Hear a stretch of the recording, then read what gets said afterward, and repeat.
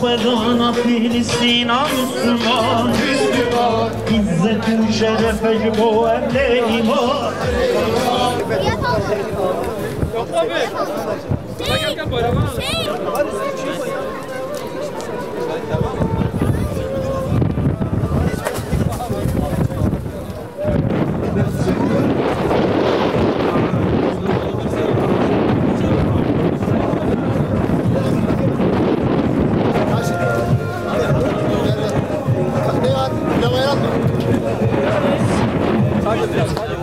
Bir tane kaşık verirsen.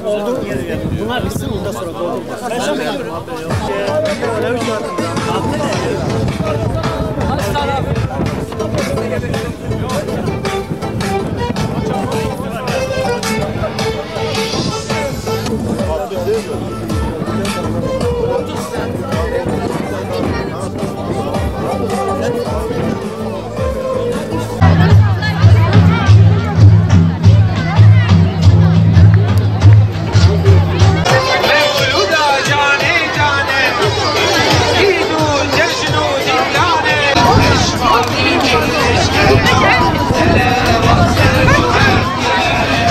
Umut Kervanı Vakfı'nın hazırlamış olduğu organizasyonda kermes görevlisi olarak görev alıyoruz.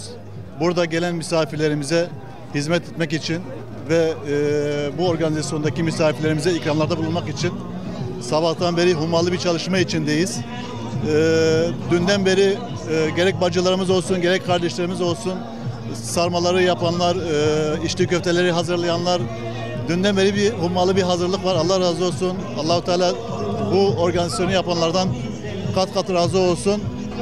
Ciddi anlamda yoğun bir talep var ve kardeşlerimiz de bu gelen talepleri hızlıca çözümlemek için çalışıyorlar. Ellerinden geleni yapıyorlar. Her bir kardeşimiz görevli olarak bu organizasyonda yer alıyor ve misafirlerine hizmet etmek için sabahtan beri alanda hizmet yapıyorlar. Allah razı olsun. Teşekkür ederim.